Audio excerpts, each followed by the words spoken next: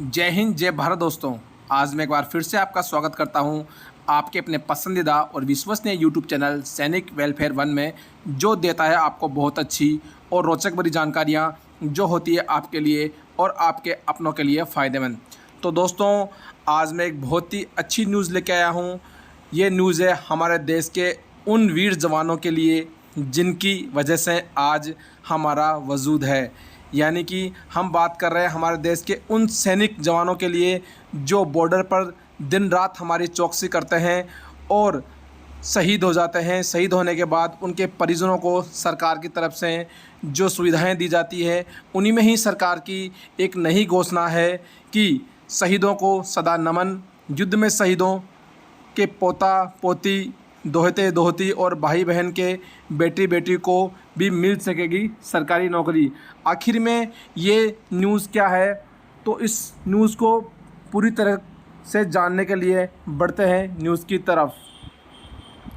बांग्लादेश मुक्ति युद्ध के शहीदों के आश्रितों को नौकरी मिलेगी। 1971 युद्ध में शहीदों के दोहते दोहती और भाई बहन के बेटे बेटी को भी मिल सकेगी सरकारी नौकरी। बांग्लादेश मुक्ति के समय हुए भारत पाकिस्तान के युद्ध में 31 दिसंबर 1971 तक शहीद हुए सैनिकों के आश्रितों को भी अब राजस्थान सरकार सरकारी नौकरी देगी। अब तक 1971 के युद्ध में शहीद हुए सैनिकों के परिजन सरकारी नौकरी से वंचित हैं। इसके लिए सरकार नियम में बदलाव करने जा रही है। शहीद सैनिकों के आश्रितों में अब रिश्तेदारों को भी शामिल किया गया है। मुख्यमंत्री अशोक गहलोत ने स्वर्णिम विजय दिवस पर हुए कार्यक्रम में शहीद सैनिकों के परिजनों को नौकरी देने के नियम में बदलने की घोषणा करी है। सीएम ने शहीदों के आश्रितों की श्रेणी में अब शहीदों के नवासा नवासी, दत्तक नवासा नवासी और शहीद के भाई बहन के बेटे बेटी को भी शामिल करने की घोषणा की है। पहले के नियमों में 15 अगस्त 1947 से 31 दिसंबर 1970 तक के राजस्व के शहीदों के आश्रित परिवार के एक सदस्य को सरकारी नौकरी देने का प्रावधान है। यानी कि दोस्तों, ये एक बहुत अच्छी खबर है और इस खबर को विस्तृत से जानने के लिए आपको मैं एक PDF फाइल दूंगा, जो डिस्क्रिप्शन में उसका लिंक दे दूंगा। वो 9 तारीख की ही न्यूज़ है। जैसा कि ये अधिसूचना आपको दिखाई दे रही है, ये दिनांक 9/9/2022 की अधिसूचना है। इसके अंदर पूरा विस्तृत से दिया गया है। 4-5 पेज की PDF फाइल है।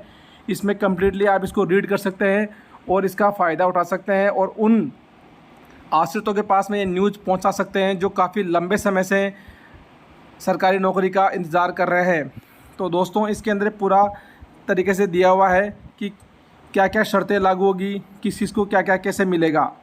इसके अंदर जैसे कि नंबर 2 पेज में दिया हुआ है कि आश्रित से अभिप्रेत यह है कि पति पत्नी या पुत्र दत्तक पुत्र या पुत्री दत्तक पुत्री या पौत्र दत्तक पौत्र या पौत्री दत्तक पौत्री या पुत्री का पुत्र दत्तक पुत्री का पुत्र या पुत्री की पुत्री दत्तक पुत्री की पुत्री या अविवाहित मृतक सशस्त्र बल कर्मियों के मामले में भाई या बहन, भाई का पुत्र, भाई की पुत्री, बहन का पुत्र या बहन की पुत्री।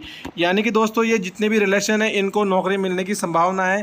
दत्तक से अभिप्राय आप सभी को मालूम है कि गोद लिए हुए पुत्र या पुत्री, जिसके यदि खुद के पुत्र या पुत्री नहीं है तो गोद लिए हुए पुत्र या पुत्री के बच्चों को भी ये सुविधा सरकार मुहैया कराएगी।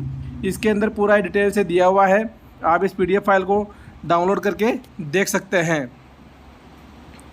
जैसा कि इसमें पदों के चयन में इसमें दिया गया है कि इसमें जिन जिन को जो जॉब मिलेगी, ये पे लेवल L10 तक के अधीनस्थ सेवाओं, लिपिकीय सेवाओं या यथास्थिति चतुर्थ श्रेणी सेवाओं में सीधी भर्ती करी जाएगी। तो दोस्तों, इस न्यूज़ को आप ज़्यादा से ज़्यादा लोगों तक फैलाएं ताकि हमारे देश के शहीदों के आश्रितों को इनका फ़ायदा मिल सके। तो दोस्तों, आपको ये जानकारी कैसे लगी, कृपया करके कमेंट बॉक्स में ज़रूर लिखें और इस जानकारी को ज़्यादा से ज़्यादा फैलाएं। जय हिंद, जय भारत दोस्तों।